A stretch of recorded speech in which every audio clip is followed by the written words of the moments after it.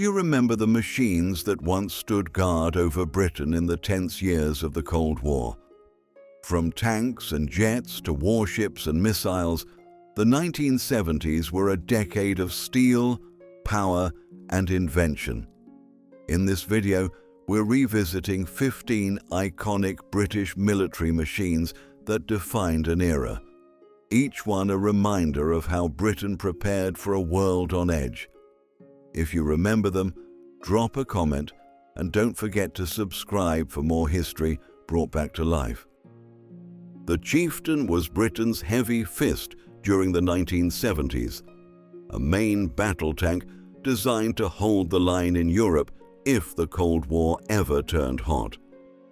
Armed with a powerful 120mm rifled gun and thick armor, it gave soldiers a sense of reassurance in an uncertain decade.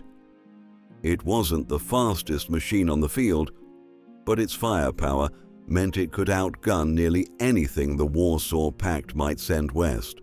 Crews remember its quirks as much as its strength: the cramped fighting compartment, the smell of diesel and hot metal, the endless maintenance in rain-soaked fields of Germany. Yet, seeing the Chieftain rumble across Salisbury Plain or lined up during NATO exercises left no doubt. This was Britain's armoured backbone, a machine built not just for war, but for deterrence. If the Chieftain was Britain's hammer, the FV432 was the shield that carried soldiers into battle. Introduced in the 1960s and serving throughout the 1970s, this boxy tracked vehicle became the standard armoured personnel carrier of the British Army. With its squat silhouette and rear door ramp, it wasn't glamorous, but it was practical. A moving steel shell that brought troops safely across training grounds in Germany or muddy fields back home. For many veterans, the FV432 is remembered less as a fighting machine and more as a companion. Inside, it was noisy, hot in summer, freezing in winter, and always filled with the clatter of gear and chatter of squaddies. Its reliability made it a workhorse of the army, seen everywhere from NATO exercises to peacekeeping duties. More than just transport, the FV432 was part of everyday soldiering life in the 1970s, a reminder that not all heroes had guns. Some just got you where you needed to be. The Scorpion was the lightweight sprinter of Britain's armoured fleet. Introduced in the early 1970s, it became famous as the world's fastest production tank, capable of speeds over 50 miles per hour. Small, agile, and armed with a 76mm gun, it could dart across the battlefield where heavier machines would bog down. For reconnaissance and rapid strike roles, the Scorpion gave the British Army a sharp new edge. Soldiers who served in it remember both the thrill and the discomfort. Its speed and low profile made it exciting to drive, but inside it was cramped, noisy, and far from comfortable. Still, the sight of a Scorpion tearing across open ground became a symbol of Britain's shift toward mobility and versatility in the Cold War era. In the 1970s, it wasn't just a tank. It was proof that sometimes speed and agility could matter as much as armor. The Ferret was a Cold War veteran by the 1970s, still faithfully serving as Britain's light scout on wheels. Compact, four-wheeled, and armed with a machine gun, it was built to slip ahead of the main force, gathering information and keeping patrol routes secure. For decades, its distinctive rounded shape and turret could be seen everywhere from British bases in Germany to dusty roads abroad. Inside, the Ferret was tight and noisy, but soldiers remember it with affection. The clatter of the engine, the smell of oil, the feeling of sitting low behind steel plates as the world sped past. It was never meant to fight toe-to-toe with tanks, but it gave crews the confidence to move fast, scout wide, and bring back the intelligence that bigger machines relied on. By the 1970s, the Ferret had become more than an armored car.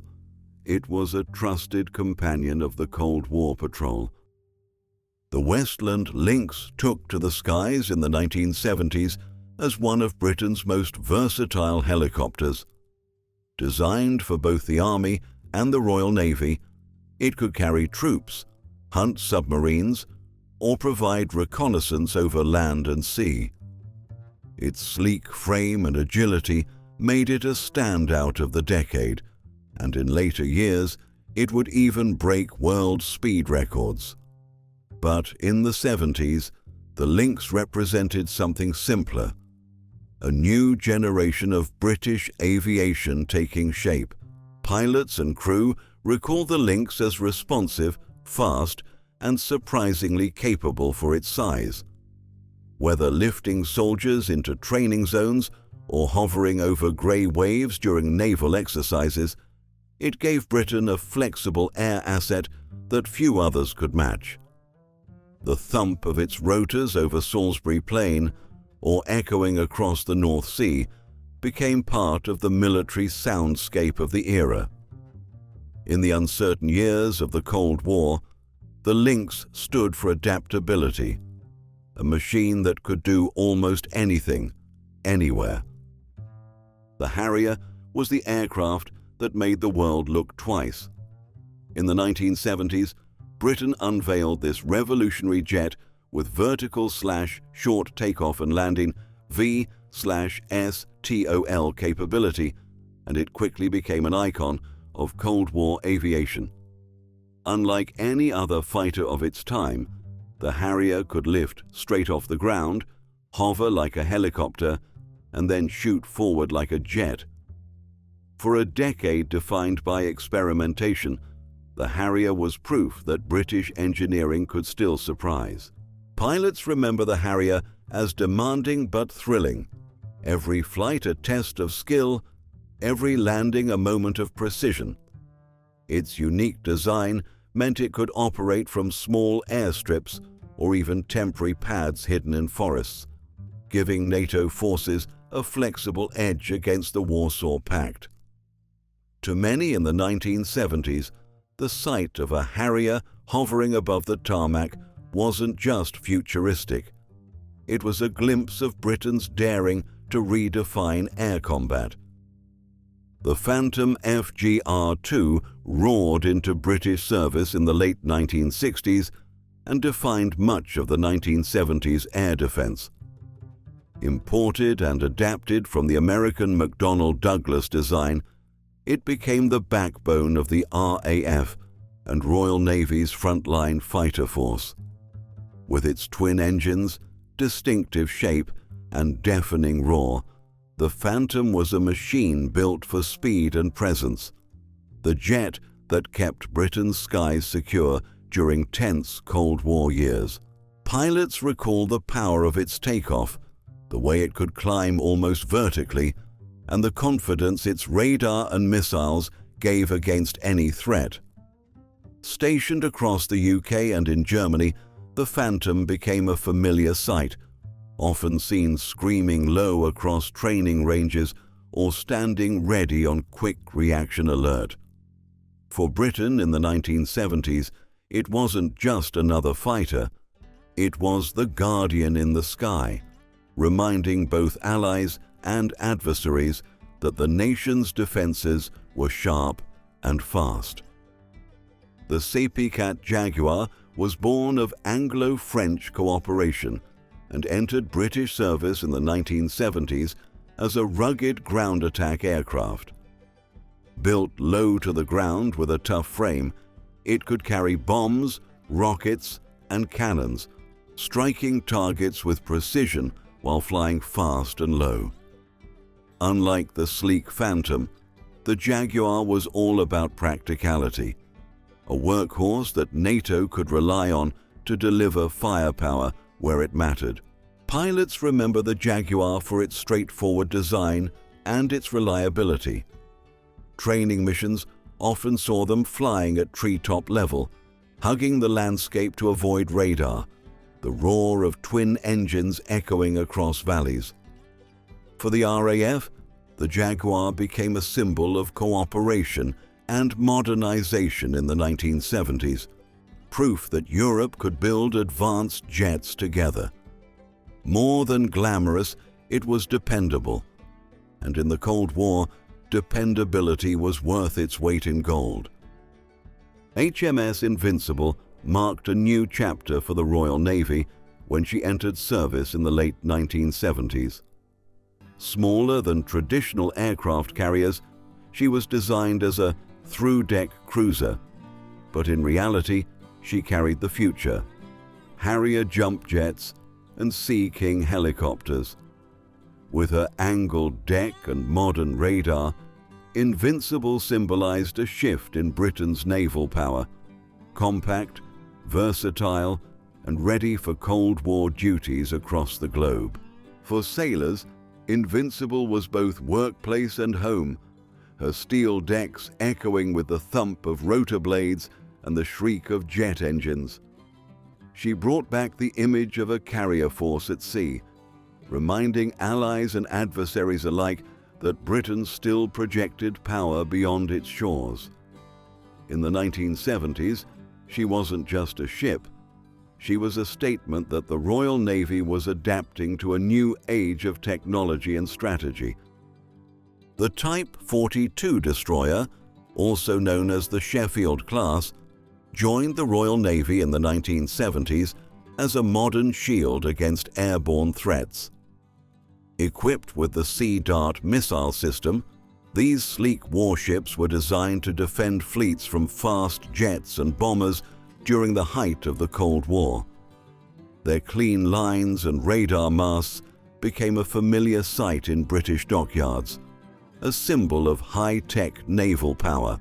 Life on board was a mix of duty and camaraderie. Sailors recall the cramped mess decks, the constant hum of machinery, and the long watches under grey skies. But they also remember the pride of seeing Sea Dart launchers rise on deck, knowing their ship could protect an entire task group. In the 1970s, the Type 42 wasn't just another destroyer.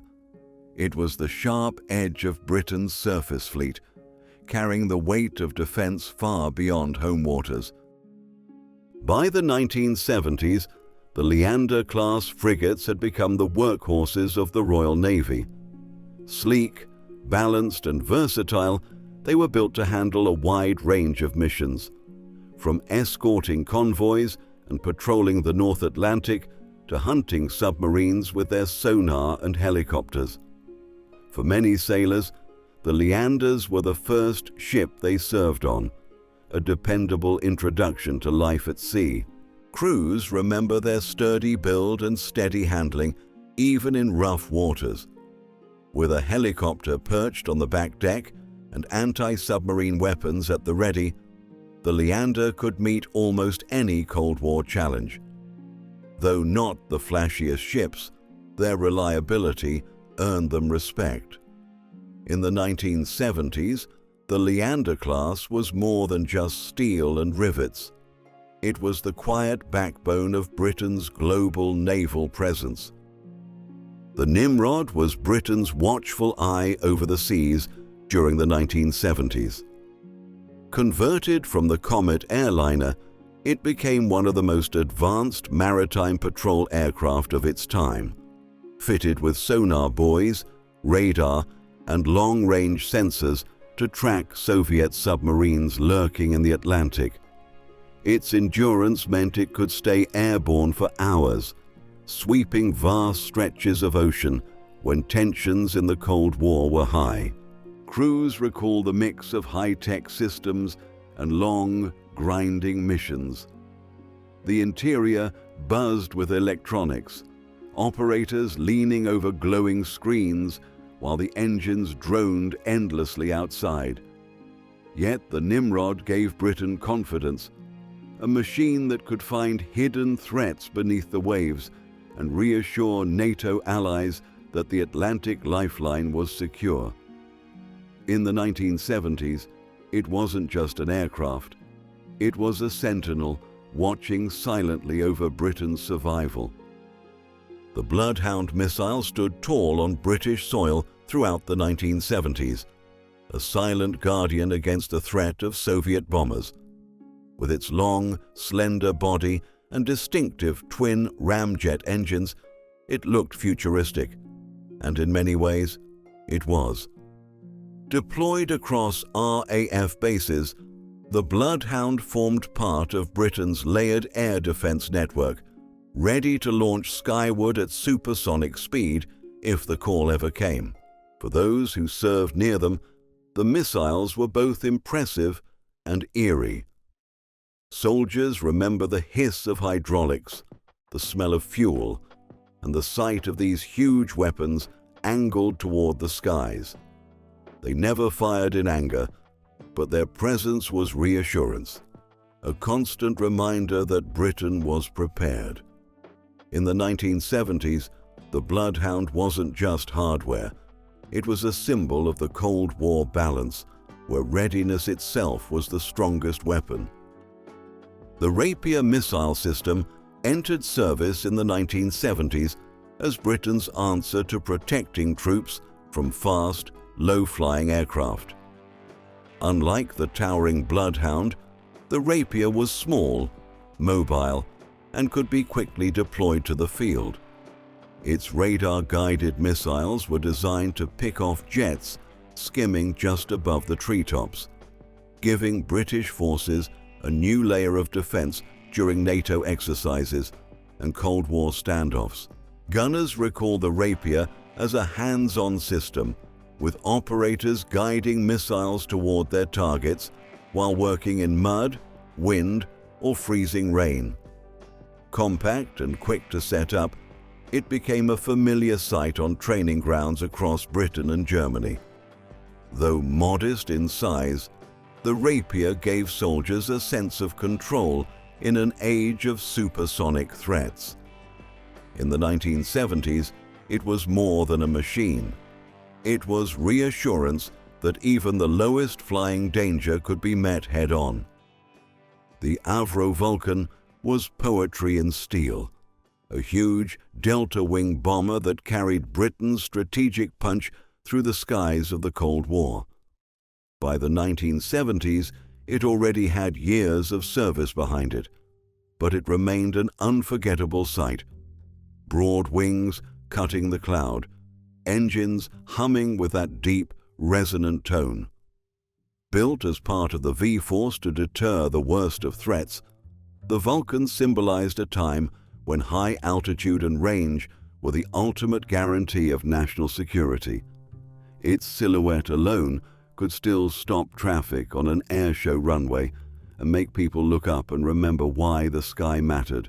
Crewmen remember long nights on standby, the ritual checks, and the hush before a training sortie, the same hush that belonged to an age of balance by deterrent.